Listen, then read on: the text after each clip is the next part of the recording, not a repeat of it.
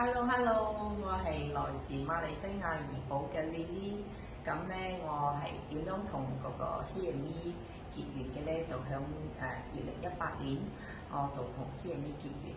咁就當時係因為我先生同我咧就身體狀況、健康嘅狀況咧就出現咗問題，咁就一路使用個 He&Me 嘅產品用到依家。我哋一家人都係He&Me 嘅忠實 fans。咁今日咧我咧要同大家分享嘅咧就係呢個貝萊奧富樂士冬幹面膜。咁樣咧點解咧我會分享呢個產品咧？咁我又要講下我自己嘅故事啦。俗語有話咪，只有爛女人就冇醜女人嘅。其實咧我就佔咗呢個角色。點解咁講咧？就響嗰個 MCO 咧，即係2003月嘅時候，我哋馬來西亞就 lockdown 咗嘛。咁響呢個3月份 lockdown 咧，我係足足6個月入邊，我係冇出過門。咁呢個6個月期間咧，我就做咗呢個爛女人。點解咁講咧？因為唔使出門嘛，就只要打扮啦，變咗係簡單咁清洗下自己嘅面之後咧，我就搽啲保濕水我就算咗。咁漸漸咁係咪時間耐咗，日子有功啊，我面嘅斑同埋油脂竟然喺呢個期間出晒嚟。哇！嗰時候睇到呢個問題嘅時候咧，自己咧已經係覺得好嚴重咗已經救唔翻咗。咁接住落嚟咧，開始嗰個管制令放鬆開啦，跟住就係識到一間做美容院咁我就同我家姐兩個就簽咗個配套去做咗個鐳射。咁做咗呢個鐳射咧係靚咗1個月，真係靚咗1個月。點解咁講咧？因為佢頭1個星期咧，佢做開呢個鐳射真係成個面係燶晒嘅。咁接住，因為我面上油脂比較多，就嗰個醫生就將嗰啲油脂點晒咗，即係1個星期係好醜樣啦。接住落嚟咧，真係靚咗1個月。加上之後係咪？我真係好後悔做呢個鐳射。點解咁講咧？因為呢個鐳射做咗之後佢嗰個油脂咧點開之後佢嘅情況就搞到我個面已經係有1個窿1個窿，就變咗豆皮咗。響呢 part 位同埋呢個 part 位呢個 part 位係有好明顯嘅1個窿1個窿，而且嗰個啲窿位係咪就好似係有啲黑印咗。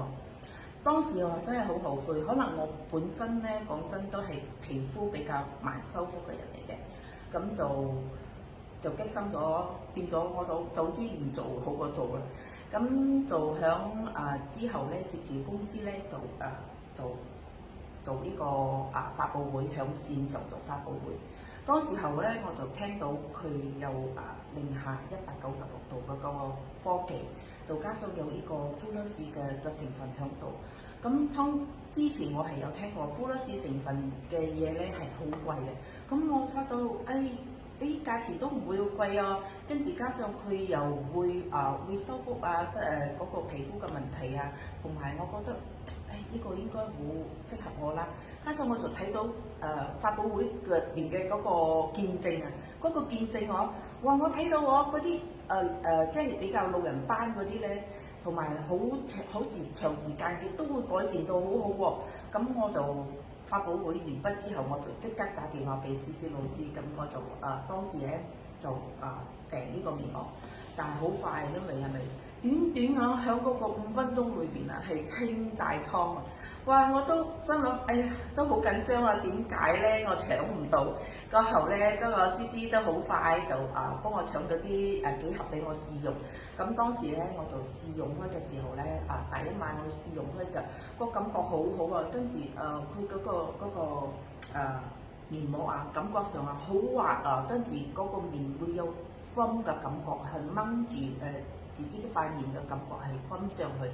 跟住我接住就用晒因為1盒有8片嘛。咁我用開之後8片咧，之後好明顯就睇到嗰啲窿位啦，即係之前鐳射嗰啲窿位就已經開始有修復，跟住淡化嗰啲點樣講咧，嗰啲黑印，咁佢嘅窿位其實係仲有嘅。咁我就好勤力，日日咁敷啦，敷完之後咪就響嗰個短嘅20幾日入邊咧，我覺呢個輪廓位啦，同埋嗰個眼邊嘅油脂啦，跟住同埋眼袋啊啲咁，哇好明顯係分開上去㗎。咁我身邊咧都有人問我，誒點解呢排皮膚又變好啊？同埋會好似因為佢哋都知道我做開嗰個利瑟之後啊，嗰個問題，佢講真係喎有效喎，用到即係自己發覺到身邊又其實最重要係身邊嘅人都發覺到我嘅before after 嘅問題，所以我都好有信心就不停咁分享俾身邊嘅朋友。